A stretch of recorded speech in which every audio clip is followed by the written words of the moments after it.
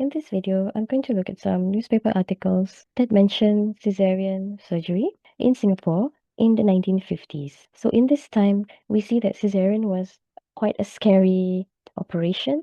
The way that the media talked about it was that it was very dangerous and not like how it is seen today, where it is almost universally accepted as safe and sometimes even preferable. So the first article we have is from the Singapore Free Press on 6th of May 1949. The title is Diary of a Singapore Doctor. Next question, is there any chance that I shall have to have a cesarean, doctor? Can you tell in advance? Yes, almost always. If the pelvis of the woman is very small or deformed, a cesarean is usually necessary. It can also be necessary if the child's head and shoulders are unusually large.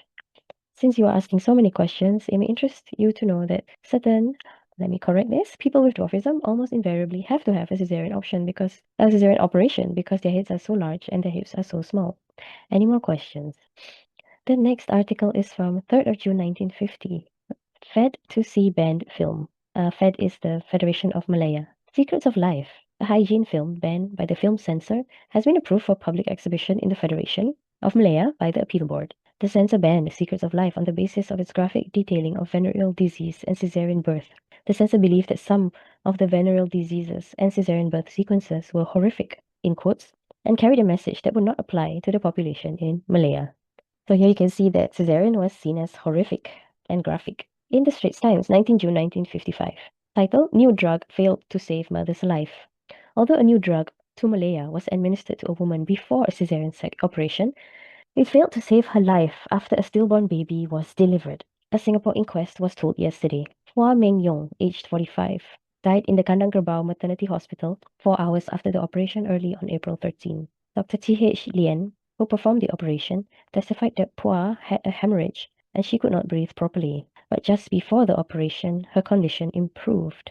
A stillborn baby boy was delivered, but Pua's condition deteriorated and she died 4 hours later because of respiratory failure, Dr. Lien said. Dr. Margaret James, who administered the anesthetic, said that she also gave Pua a drug. This drug is commonly used in England for caesarean operations to protect the patient from shock, but it was new to Malaya, Dr. James said. Inspector Hussein bin Saleh said Pua's husband could not be traced. Verdict, misadventure. So it's a bit vague, but it seems like this drug was given in addition to the anesthetic that she received for the operation. It just says to protect the patient from shock, but new to Malaya. In the Singapore Free Press, 11 June 1955, title Old Wives' Tale. The practice of sterilizing women after they have had several babies by cesarean birth is apparently not justified, two U.S. obstetricians said yesterday. Maybe about 40 years ago, it was commonly said to women in Singapore that if they had a cesarean, they should stop after 3 children. After long study, they can say that many women can safely have several babies by this method. The old wife's concept is that a woman can only have 1 or 2 babies by cesarean delivery. Doctors Hugh B. McNally and Vincent De Fitzpatrick of the University of Maryland told the American Medical Association of a study of 130 women who had had 3 or more earlier cesarean deliveries.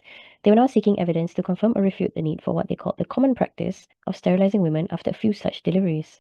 They said the practice was based upon fear that a scar in the womb would rupture during pregnancy after a few such operations. The study was based on 130 patients with 464 previous cesarean babies and 44 earlier normal deliveries, and another 130 babies who were born later during the time of the study.